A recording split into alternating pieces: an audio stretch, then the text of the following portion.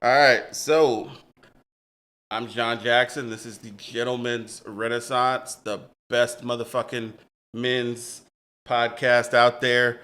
I got Patrick Norton with me here today. Patrick is a good friend of mine, but he's also a lawyer, strategist, and author, originally from Nashville. We went to rival high schools. He went to Martin Luther King. I went to Hume Fogg. He has an economics degree. And I have an economics degree too, so we have a lot in common. I do not have a law degree. He has a law degree. He has an MBA from Cornell. We really became friends at UT. Tailgating. We can't even tell these tailgate stories on here. We'll get canceled. Yeah. We'll get canceled real quick if we start talking about what we did as college students at UT. It was also a different time. It was the early 2000s. A lot We of didn't have stuff no doesn't count. TikTok. There was no. There wasn't no TikTok. And he's been a consultant at Bain and Company. He's worked at Cox Automotives and Health Grades. He used to do corporate transactions law. And he is the author of Revamping the Permanent Growth Environment, How Good Strategy Beats Market Pressure. And in the book, Patrick examines poor process, rushed, and socially bad decisions, which are three categories of bad decisions.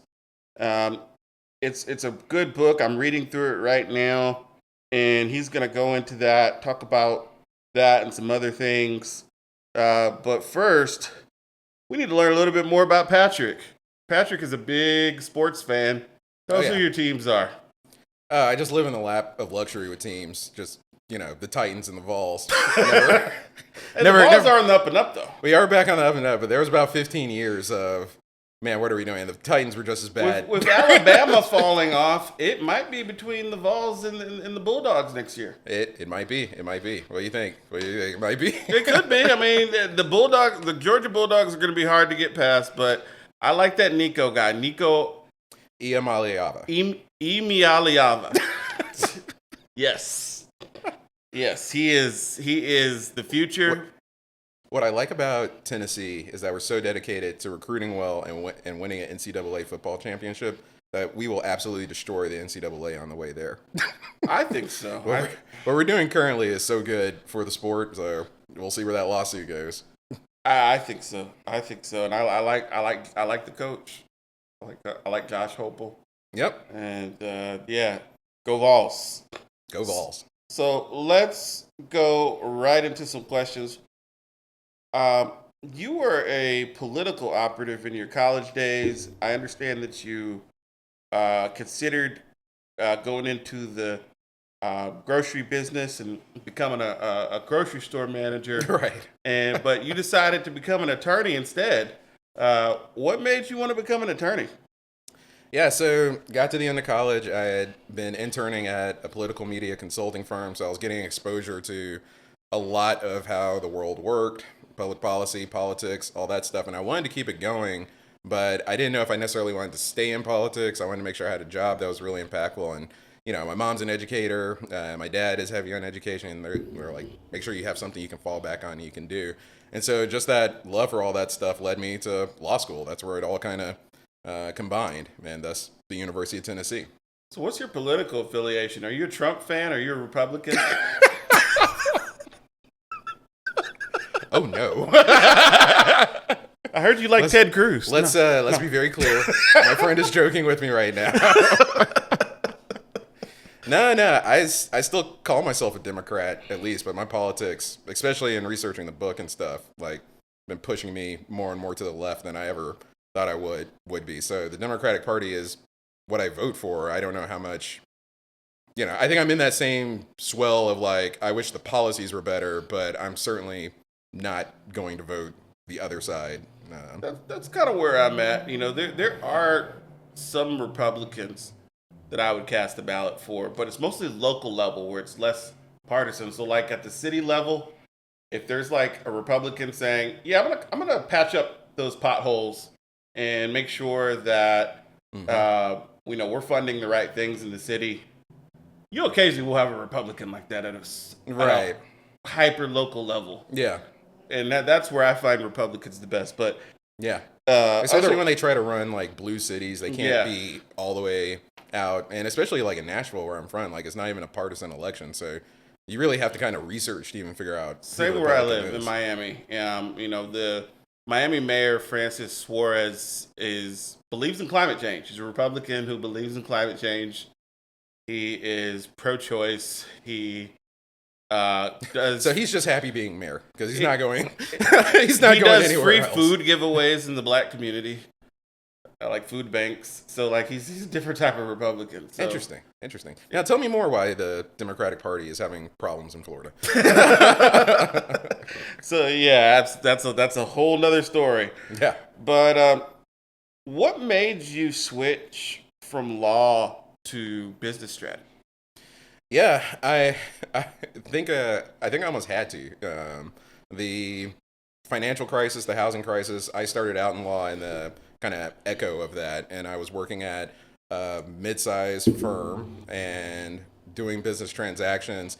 And the partners I was working for just weren't bringing in enough business. And if you know anything about law firm life, you hit billable hours or you don't. If you don't, it's trouble. So if they're not bringing in work, I was bringing in work. Oddly enough, I was bringing in more work than a lot of the partners that were there, but it was a unsustainable situation, and I had to really think about my life options at that point. So being at the firm that I was at, it was good reputation, but mid-size.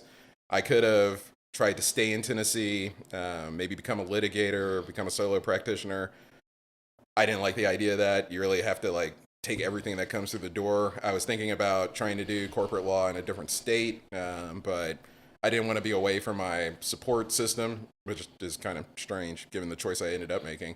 But the MBA path was in front of me, and I was like, well, you know what? I just got burned by one financial crisis. If I have a JD and an MBA, I should be fairly marketable all the time. I mean, nobody I think is recession or depression proof or anything like that, but should be better off, and that was what led me down the path.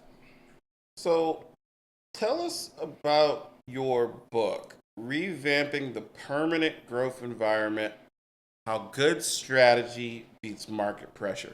What inspired you to write this? Yeah, yeah.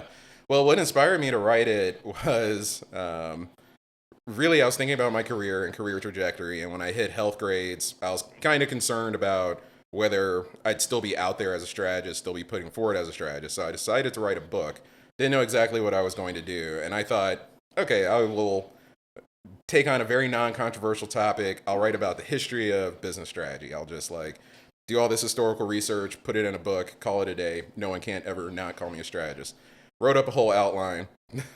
The first book I looked at it for research was exactly that book and written better than I could have written it. So had to throw that out, but that was late 2019. And then what happened next was COVID. And sitting there, COVID is a tragedy, but it was kind of straightforward for me at the beginning. Like, stuff is happening. Let's shut it all down for a while, figure out how to contain the virus, figure out how to protect the public health infrastructure. Let's not worry about it. Yeah, all the businesses are going to have a terrible quarter. Government's going to have to give money directly to people to make it, but we'll get through this and everything will get back to normal eventually.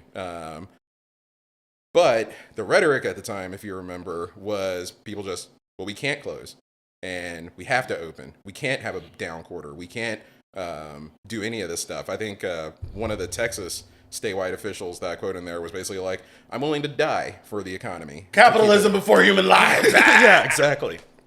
Exactly. So I was really confused. Like, I almost felt a little naive despite where I was in my education and all that stuff. Like, how is everyone not on the same page with this? And that's what led me to really look into the pressures, the permanent growth environment pressures that lead people to the point where they're basically like, we'll sacrifice public health to make sure we have a good quarter, because the idea of being closed for 6 to 8 weeks is just heretical and we can't do it. And that was the start of it. And to answer your other question, the book itself looks at the permanent growth environment. I think it's very intuitive for a lot of people because we always look at kind of corporations and corporate culture and they just want money. It's capitalism, it's greed. I really want to try to pull that apart a little bit more so that we could see like what's really behind it and see what's addressable. So the permanent growth environment is 5 market pressures that heap on every business that leads them to make the 3 bad decisions that you listed off: poor process, rush decisions, socially bad decisions. And then in the kind of second part of the book, I talk about how strategists like myself should stop that from happening. But it's a bigger problem than strategists can do. So the last part of my book is about how public policy can address and alleviate those pressures. So the good strategy beating market pressures is good strategy within your company, but also good strategy on the public policy level to, beat the permanent growth environment. So I want to ask, who is the target audience for the book? Is it your corporate climber or your entrepreneur or somebody else? Yeah, I get that question a lot. I wish I had a more strategic answer. It's like, yeah, I'm targeting men 18 to 45 or whatever. Honestly, everybody. I tried to write it so that everybody can approach it. Everybody who has lived with these pressures, if you've worked in a business or tried to make money in any sense, and try to explain strategy and public policy in a way that anyone can read it. So I hope everyone that's like in politics and business, just out and about, can approach the book and enjoy it. My 84-year-old uncle, and I felt pretty good about this. My 84-year-old uncle read the copy of it at Thanksgiving, was asking me questions, and it all clicked with him. And his whole life has been education and agriculture. He doesn't, it's not a lot of business in there, but it all clicked with him. So I'm really hoping it's a book that everybody can pick up. That's great. That's great. Can you explain your decision making process as a business person? Yeah. How long is this podcast supposed to get? Summarize it. Yeah, so it's very much like what I have in the book. I like to make data-driven decisions and go with things that are backed by market data and good research. But what really gets me jazzed on kind of a personal level is when the plan is actually feasible. Like if you're at a place and it's like, oh, if we just think about what we're doing differently, but we don't have to like do a whole bunch of different stuff, or it's like there's not a lot of steps to the plan to make it active, and it's backed by good data. That's what really gets me jazzed in terms of like a good business decision. Like some of these business decisions, and maybe the people in this room have heard like business plans that kind of go on, and if this thing goes right, and if that thing goes right, and then if this thing goes right, and then if we move it over here and this thing's good, then we'll make like $1 million. Well, that plan's not going to work. Like that's too much going on. Or they just kind of speak in platitudes, like, oh, of course the market's going this way. Look at this small group of people who like it. And it's like, well, do you have anything more behind your business thesis there? Once you start hearing stuff like that, you kind of know that you're entering a decision-making territory that's not going to be that good. So I try to focus more on what's the good data, what's the feasible plan, then let's go win in the marketplace. So what do you believe the role of a business strategist is in today's climate, today's business climate? What is the strategist's role? Yeah. Well, I think for any business environment ever, the role of a good strategist is to stop the bad decisions from happening. Those poor process, those rush decisions, those socially bad decisions from happening. I think you have to do that. I think. Oh, did you? So I come from a risk management background, and we are constantly trying to stop financial institutions. I'm from financial risk management. Mm-hmm. We're constantly trying to stop banks from making bad decisions. So it's not easy. I think risk management is, you could almost look at it as you could almost put it under the umbrella of business strategy. Yeah. Strategy is a breathtakingly broad topic. Like, I just put out a blog this past week, like 3 days ago, talking about the fact that basically everyone is a strategist on some level, because you have to solve problems and chase ambitions and goals across the whole business. So everyone has a part in making sure that the bad decisions stop. When people talk about strategy generally in business, they're talking about those corporate and business strategies that happen in the C-suite and divisional leadership, and that's kind of the perspective that I write the book from. And those people have like a very specific role in stopping the bad decisions from happening. So this question is not even planned, but it's relevant right now. So Wall Street is pushing back on this work from home thing. They don't like it.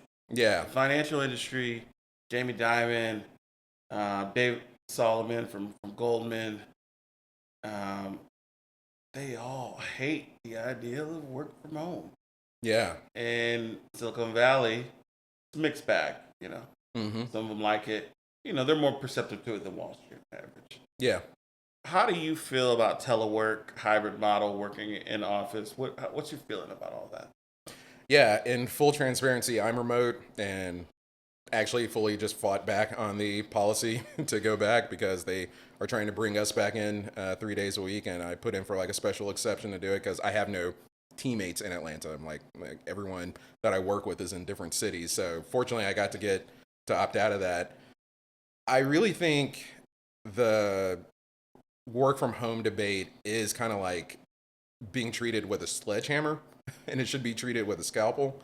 Like it makes sense sometimes for people to go in, and if you make it worth it to go in for collaboration and things like that, I would be for it. But most of our days in corporate life are in a laptop on our own. Like you could literally do it from anywhere. So I don't know what's really pushing. Maybe it's like an accounting thing, like how they treat operating leases versus regular property leases or things like that. That's like just making people be like caveman with a club with it. But I think companies really should rethink what makes their workers productive and who makes sense to come in and who makes sense doesn't make sense to come in, and not really have like a set policy or set face time or anything like that.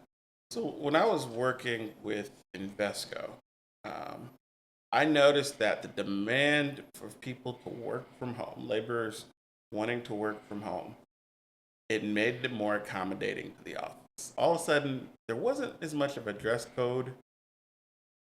They had food ready for us, Mm-hmm. and people came in when they want. Yeah. And I think that's where corporate is going if you have a workforce that is hesitant. If you make us come in, you better not make us go out and buy our own lunch. You better not make us Yeah. spend a bunch on wardrobe.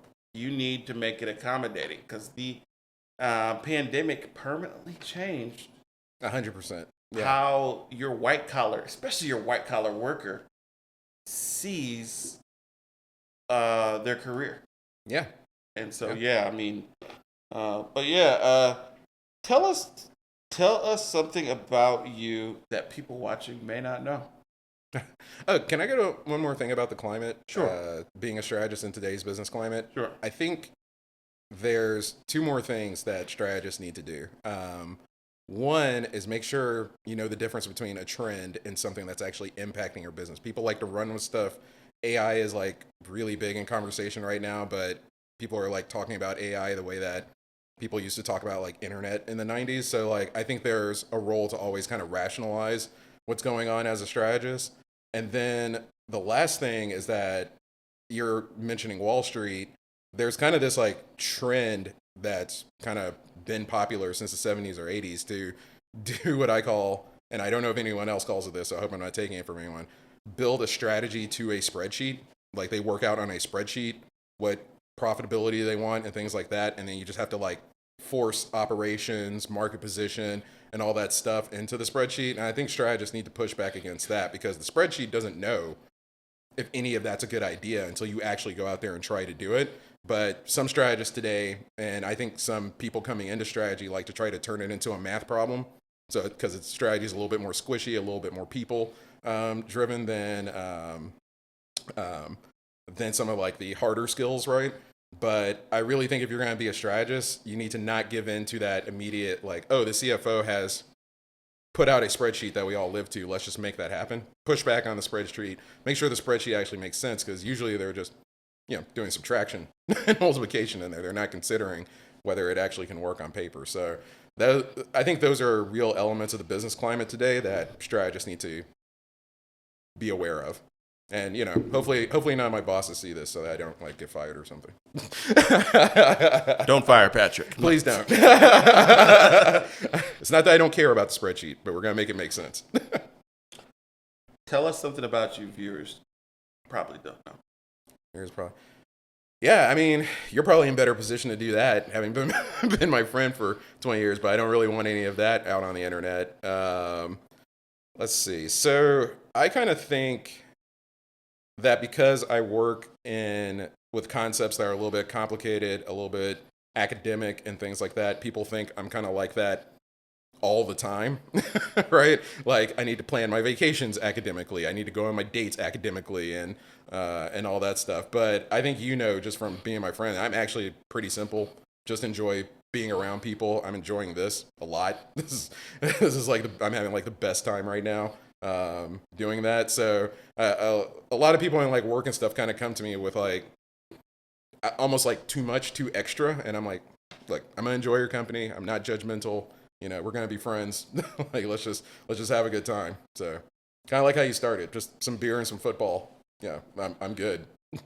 Well, Patrick, you are a gentleman and an intellectual. This is a gentleman's profile. We do this for folks we find admirable, who deserve to be profiled and highlighted. And I just want to thank you for coming on the show today. This is very fascinating, and I really can't wait to get through your book. Check out his website, asktherealquestion.com. That's right? That's correct. Asktherealquestion.com, and you can get more of his insights and buy his book. Buy his book. Well, hold your book up. Yeah, this is a proof copy of the Amazon exclusive edition. So yes, please buy it and give me some feedback. I love talking about this stuff. But again, thanks for coming on the show. Oh, happy to be there. And it was great having you. Yeah.